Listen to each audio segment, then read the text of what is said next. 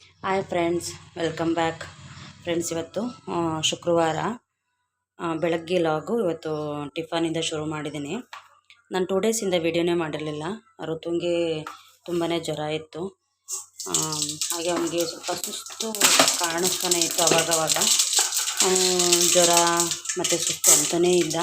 So ಹಂಗಾಗಿ ಮಕ್ಕಳು ಟೆನ್ಷನಲ್ಲಿ ಏನು ಮಾಡಬೇಕು ಅಂತಲೇ ಗೊತ್ತಾಗಲ್ಲ. ಸೊ ಹಾಗಾಗಿ ನಾನು ವೀಡಿಯೋ ಮಾಡೋಕ್ಕೆ ಆಗಿರಲಿಲ್ಲ. ಗೈಸ್, ಇವತ್ತು ಟಿಫನ್ಗೆ ಉಪ್ಪಿಟ್ಟು ಮಾಡೋಣ ಅಂತ ಎಲ್ಲ ಹೆಚ್ಚಿಟ್ಕೊಂಡಿದ್ದೀನಿ. ಹಾಗೆ ಇವನನ್ನು ಆಸ್ಪತ್ರೆಗೆ ಬೇರೆ ಕರ್ಕೊಂಡು ಹೋಗಬೇಕು. ಋತುನ ನನಗೆ ಜ್ವರ ಕಡಿಮೆ ಆಗಿದೆ ಮತ್ತು ಸುಸ್ತು ಅಂತಲೇ ಇದ್ದಾನೆ. ಸೊ ಹಂಗಾಗಿ ಕರ್ಕೊಂಡು ಹೋಗೋಣ ಇವತ್ತು ಆಸ್ಪತ್ರೆಗೆ ಅಂತ. ನಾನು 2 ಡೇಸಿಂದ ಡಾಕ್ಟ್ರು ಸಜೆಷನ್ ಮಾಡಿರೋ ಮಾತ್ರೆಗಳನ್ನೇ ಕೊಡ್ತಾಯಿದ್ದೆ. ಜ್ವರ ಏನೋ ಕಡಿಮೆ ಆಯಿತು, ಅಂದರೆ ಬಿಟ್ಟು ಬಿಟ್ಟು ಜ್ವರ ಬರ್ತಿತ್ತು ಅವನಿಗೆ. ಅವ್ರಿಗೆ ಕೇಳಿದೆ, ಈ ಥರ ಟ್ಯಾಬ್ಲೆಟ್ಸ್ ಎಲ್ಲ ಕೊಟ್ಟರು. ಅಂದರೆ ಮಾಮೂಲಿ ನಾವು ಕನ್ಸಲ್ಟ್ ಮಾಡೋ ಡಾಕ್ಟ್ರ್ ಹತ್ರನೇ ನಾನು ಯಾವಾಗಲೂ ತೋರಿಸೋದು. ಇವತ್ತು ಹಾಸನ್ಗೆ ಆಸ್ಪತ್ರೆಗೆ ಕರ್ಕೊಂಡು ಹೋಗೋಣ ಅಂತ ಹೊರಟಿದ್ದೀನಿ. ಈಗ ಟಿಫನೆಲ್ಲ ಮಾಡಿ ಅವನಿಗೂ ಕೂಡ ತಿನ್ನಿಸ್ಕೊಂಡು ಕರ್ಕೊಂಡು ಹೋಗಬೇಕು. ಟಿಫನ್ನು ಉಪ್ಪಿಟ್ಟು ಮಾಡೋಣ ಅಂತ ಮಾಡ್ತಾಯಿದ್ದೀನಿ. ನಾನು ಯಾವತ್ತೂ ತಿಂತಿರಲಿಲ್ಲ, ಇವತ್ತೆಲ್ಲೋ ನನಗೆ ಉಪ್ಪಿಟ್ಟು ಬೇಕು ಅಂತ ಕೇಳ್ದೆ. ನೋಡೋಣ ಅವನು ಏನು ತಿಂತಾನೆ ಅದನ್ನೇ ಮಾಡೋಣ ಅಂತ ಮಾಡ್ತಾಯಿದ್ದೀನಿ. ಯಾವ ತಿಂಡಿನೂ ಸ್ವಲ್ಪನೇ ತಿನ್ನೋದು ಅವನು ಅಷ್ಟೊಂದೇನು ತಿಂಡಿ ಬಗ್ಗೆ ಇದಿಲ್ಲ. ಈ ಜಂಕ್ ಫುಡ್ಡುಗಳಾದರೆ ಅವನು ಯಾವುದೇ ರೀತಿ ಬೇಡ ಅನ್ನಲ್ಲ, ಸುಮ್ಮನೆ ತಿಂದ್ಬಿಡ್ತಾನೆ. ಸೊ ನಾವು ಜಾಸ್ತಿ ಆ ಥರದ್ದೆಲ್ಲ ಕೊಡೋಲ್ಲ.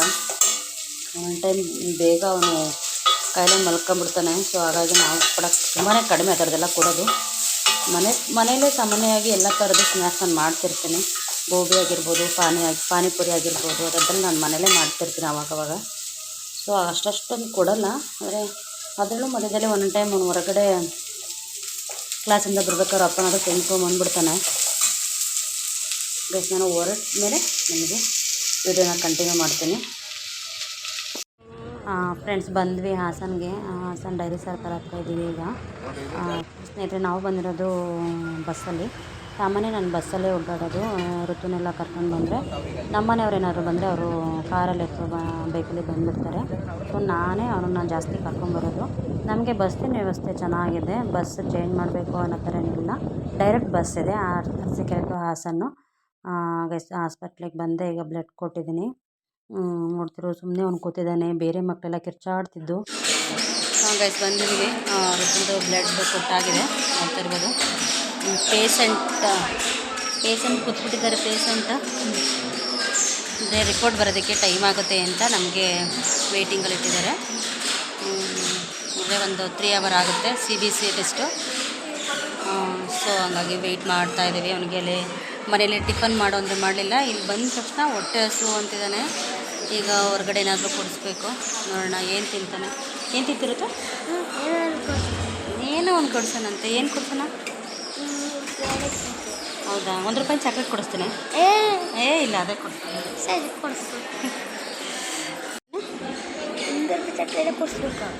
ಅದೇ ಕೊಡ್ಸೋದು. ಬಂದ್ವಿ. ಸುಸ್ತಾಗ್ಬಿಟ್ಟಿದೆ ಬಿಸಿಲಲ್ಲಿ ಒಡ್ಡಾಡಿ. ನಮ್ಮ ಪೇಷಂಟು ಕೂಡ ಸುಸ್ತಾಗವ್ರೆ. ನೋಡ್ತಾ ಇರಲ್ಲ, ಹೊಟ್ಟೆ ಹಸುವಾಗಿದೆ ಅಂತ ಅವನಿಗೆ ಏನಾದರೂ ಕೊಟ್ಟು ಫಸ್ಟ್ ಅವನ್ನ ಬಟ್ಟೆ ಎಲ್ಲ ಚೇಂಜ್ ಮಾಡಿಸಿ ಫ್ರೆಶ್ ಅಪ್ ಆಗಿ ಆಮೇಲೆ ಅವನಿಗೇನಾದ್ರು ತಿನ್ನೋದಕ್ಕೆ ಕೊಡ್ತೀನಿ. ಅಲ್ಲಿ ಮುರ್ಕ ಹೆಂಗಾಗಿದೆ ನೋಡಿ. ಓಕೆ ಗೈಸ್, ಸುಸ್ತಾಗ್ಬಿಟ್ಟಿದೆ. ಆಮೇಲೆ ವ್ಲಾಗ್ನ ಕಂಟಿನ್ಯೂ ಮಾಡ್ತೀನಿ. ಓಕೆ ಫ್ರೆಂಡ್ಸ್, ಮಲಗಿ ಇದ್ದೆ. ಮನೆ ಹತ್ರ ಎಷ್ಟಾದರೂ ಕೆಲಸ ಮಾಡ್ಬೋದು. ಹೊರಗಡೆ ಹೋಗಿ ಏನಾದರೂ ತಿರ್ಗೋದಂದರೆ ತುಂಬಾ ಹಿಂಸೆ. ಸೊ ನನಗೆ ಜಾಸ್ತಿ ಟ್ರಾವೆಲ್ ಆಗೋದೇ ಇಲ್ಲ. ಅದರಲ್ಲೂ ಬೇಗ ತಲೆನೋವು ಬಂದ್ಬಿಡುತ್ತೆ. ಸ್ವಲ್ಪ ರೆಸ್ಟ್ ಮಾಡಿ ಇವಾಗ ಎದ್ದೆ. ಋತುಗೆ ಹಾಲು ಮಾಡೋಣ ಅಂತ. ಋತು ನಾನು ಮಲಗಲೇ ಇಲ್ಲ. ಅವನಿಗೆ ಡೇ ಟೈಮಲ್ಲಿ ಮಲಗ್ಸೋದು ತುಂಬಾ ಕಷ್ಟ. ನಾನು ಸ್ವಲ್ಪ ತಲೆನೋವಿತ್ತು, ಸೊ ಮಲ್ಕೊಂಡೆ. ಈಗ ನನಗೆ ಮಮ್ಮಿ ಹಾಲು ಬೇಕು ಅಂದ. ಸೊ ಅದಕ್ಕೆ ಹಾಲು ಮಾಡೋಣ ಅಂತ. ಹಾಲು ಕೂಡ ರೆಡಿ ಇದೆ. ಸ್ವಲ್ಪ ಅವನಿಗೆ ಹಾಲು ಮಾಡಿಕೊಟ್ರೆ ಅವನು ಹಾಲು ಕುಡಿದು ಹೋಮ್ವರ್ಕ್ ಮಾಡ್ತಾನೆ. ಅವನಿಗೆ 2 ಡೇಸಿಂದ ಕ್ಲಾಸ್ಗೆ ಕಳಿಸಿಲ್ಲ. ನೋಡಬೇಕು, ಟೀಚರು ಹೋಮ್ವರ್ಕ್ ಹಾಕ್ತೀವಿ ಅಂತ ಅಂದಿದ್ದಾರೆ. ಅವನಿಗೆ ಕೂರಿಸಿ ಹೋಮ್ವರ್ಕ್ ಮಾಡಿಸ್ಬೇಕು. ಇನ್ನು 2 ಡೇಸ್ ಕಳಿಸಲ್ಲ, ಯಾಕಂದರೆ ವೈರಲ್ ಫೀವರ್ ಆಗಿರೋದ್ರಿಂದ. ಸೊ ಹಂಗಾಗಿ ಬೇಡ, ಒಂದು 2 ದಿವಸ ರೆಸ್ಟ್ ತಗೊಂಡ್ರೆ ಆಮೇಲೆ ಫ್ರೀಯಾಗಿ ಹೋಗ್ತೆ ನಾನು. ಸೊ ಅದಕ್ಕೆ ಕಳ್ಸೋದು ಬೇಡ ಅಂದ್ಕೊಂಡಿದ್ದೀನಿ. ನೋಡೋಣ ನಮ್ಮನೆಯವ್ರು ಏನಂತಾರೆ. ಫ್ರೆಂಡ್ಸ್, ನಾನು ಋತುದ್ದು ರಿಪೋರ್ಟ್ ಬಗ್ಗೆ ಹೇಳಿಲ್ಲ. ಋತುದು ರಿಪೋರ್ಟು ನಾರ್ಮಲ್ ಬಂದಿದೆ. ಒಂದು ಬ್ಲಡ್ ಫಂಕ್ಷನ್ಸ್ ಆಗಿರ್ಬೋದು, ಹಾಗೆ ಪ್ಲೇಟ್ಲೆಟ್ಸ್ ಆಗಿರ್ಬೋದು ಎಲ್ಲ ನಾರ್ಮಲ್ ಇದೆ. ಜಸ್ಟ್ ಅವನಿಗೆ ವೈರಲ್ ಫೀವರ್ ಆಗಿದೆ ಅಷ್ಟೇ. ಈಗ ನಾರ್ಮಲ್ ಆಗಿದ್ದಾನೆ. ಅವ್ರು ಹಂಗಂದ್ರು. ಜ್ವರ ತುಂಬ ಇತ್ತು. ಆದ್ದರಿಂದ ಈ ಥರ ಸುಸ್ತಾಗುತ್ತೆ. ಹಾಗೆ ತುಂಬ ಬಿಸಿಲಿರೋದ್ರಿಂದ ತುಂಬ ಈ ಥರ ಆಗುತ್ತೆ. ಆದಷ್ಟು ಲಿಕ್ವಿಡ್ ಅಂದರೆ ನೀರಾಗಿರ್ಬೋದು, ಎಳ್ನೀರಾಗಿರ್ಬೋದು ಹೆಚ್ಚಾಗಿ ಕೊಡಿ. ಸೊ ಏನೂ ಆಗಲ್ಲ ಅಂತ ಹೇಳಿ ಕಳಿಸಿದ್ರು ಅವರು ಕೂಡ. ಹಾಗೆ ಅವನಿಗೆ ಹಾಲು ಮಾಡ್ತಾಯಿದ್ದೆ. ಅವನಿಗೆ ಹಾಲಿಗೆ ನಾನು ಹೆಚ್ಚಾಗಿ ಬೆಲ್ಲನೇ ಹಾಕೋದು. ಬೆಲ್ಲ ಹಾಕಿದ್ರೆ ತುಂಬಾ ಚೆನ್ನಾಗಿರುತ್ತೆ. ಫ್ರೆಂಡ್ಸ್, ಇವತ್ತು ಸಂಜೆ ಆಗಿದೆ ಆಲ್ರೆಡಿ. ಮತ್ತು ಏನಪ್ಪ ಅಡುಗೆ ಮಾಡೋದು ಅಂದ್ಕೊಂಡಿದ್ದೆ. ಸಾಂಬಾರಿದೆ, ಅದಕ್ಕೆ ರೊಟ್ಟಿ ಮಾಡೋಣ ಅಂತ ರೊಟ್ಟಿ ಕಲ್ಸ್ಕೊತಿದ್ದೀನಿ. ಇದೇನು ಒನ್ ಟೈಮಿಗೆಲ್ಲ ಮತ್ತೆ ಸಾಂಬಾರು ಮಾಡಿದ್ರೆ ಬೆಳಗ್ಗೆ ತಿನ್ನಲ್ಲ. ಸೊ ಹಾಗಾಗಿ ಸಾಂಬಾರಿದೆ ಸ್ವಲ್ಪ, ಹಾಗೆ ಚಟ್ನಿನೂ ಇದೆ. ಅದಕ್ಕೆ ಅಡ್ಜಸ್ಟ್ಮೆಂಟ್ ಮಾಡ್ಕೊಳ್ಳೋಣ ಅಂತ ಈಗ ರೊಟ್ಟಿ ಮಾಡೋಣ ಅಂತ. ಈಗ ರೈಸ್ ಮಾಡಿದ್ರೆ ಯಾರೂ ಅಷ್ಟೊಂದು ರೈಸು ತಿನ್ನಲ್ಲ. ಸೊ ರೊಟ್ಟಿ ಆದರೆ ಬಿಸಿಲಾದರೆ ತಿಂದ್ಬಿಡ್ತೀವಿ. ಅದಕ್ಕೆ ರೊಟ್ಟಿ ಮಾಡೋಣ ಅಂತ ಮಾಡ್ತಾಯಿದ್ದೀನಿ.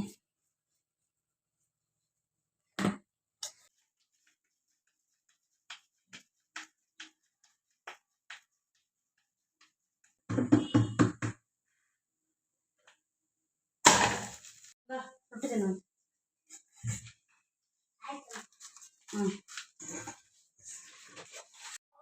ಋತುಂದು ಆಯಿತು ಟಿಫನ್ನು. ಈಗ ನಮ್ಮ ಮನೆಯವ್ರು ಬಂದರು.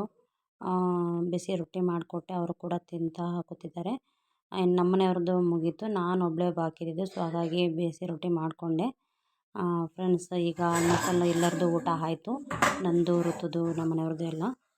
ಇನ್ನು ನಾನು ಊಟ ಆದಮೇಲೆ ಯಾವತ್ತೇ ಆಗಲಿ ಕಿಚನ್ ಕ್ಲೀನ್ ಮಾಡ್ದಲೇ ಹಂಗೆ ಇದು ಮಾಡೋಲ್ಲ. ಮಿಕ್ಕಿರೋ ಊಟ ಎಲ್ಲ ಒಂದು ಪಾತ್ರೆಗೆಲ್ಲ ತೆಗೆದಿಟ್ಬಿಟ್ಟು ಒಂದು ಸೈಡ್ ಇಟ್ಟು, ಬಾಕಿ ಪಾತ್ರೆಗಳೆಲ್ಲದನ್ನು ನಾನು ಹೊರಗಡೆ ಇಟ್ಬಿಡ್ತೀನಿ. ಅಂದರೆ ಇವಾಗ ನೈಟು ಸಾಮಾನ್ಯ ಸ್ವಲ್ಪ ಇರುತ್ತೆ ಪಾತ್ರೆಗಳು, ನೈಟ್ ಅಡುಗೆ ಮಾಡಿದಷ್ಟೇ. ಡೇ ಪಾತ್ರೆಗಳೆಲ್ಲ ನಾನು ಆಲ್ಮೋಸ್ಟ್ ಸಂಜೆಗೆ ತೊಳ್ಕೊಂಬಿಡ್ತೀನಿ.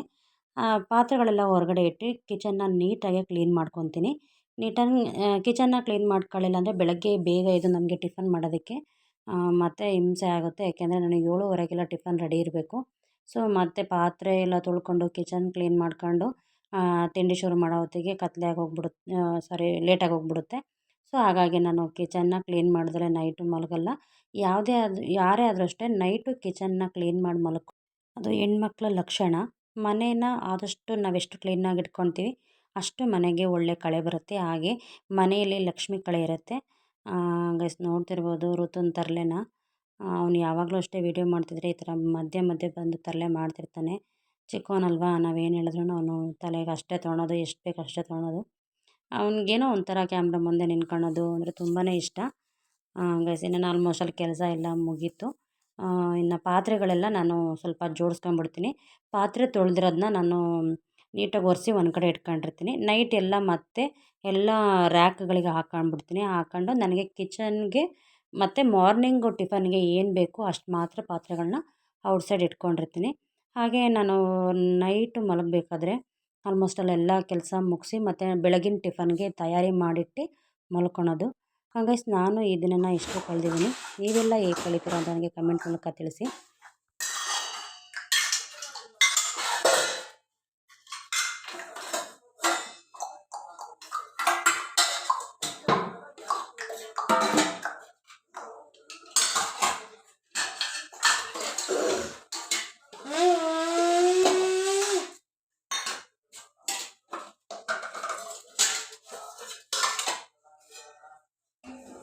ಓಕೆ ಗೈಸ್, ಯಾರಿಗೆಲ್ಲ ಈ ವಿಡಿಯೋ ಇಷ್ಟ ಆಯಿತು ಲೈಕ್ ಮಾಡಿ, ಶೇರ್ ಮಾಡಿ, ಹಾಗೆ ಕಮೆಂಟ್ ಮಾಡಿ, ಹಾಗೆ ಸಬ್ಸ್ಕ್ರೈಬ್ ಆಗೋದ ಮರಿಬೇಡಿ ಅಂತ ಹೇಳ್ತಾ ಈ ವಿಡಿಯೋನ ಇಲ್ಲಿಗೆ ಎಂಡ್ ಮಾಡ್ತಾಯಿದ್ದೀನಿ. Thank you.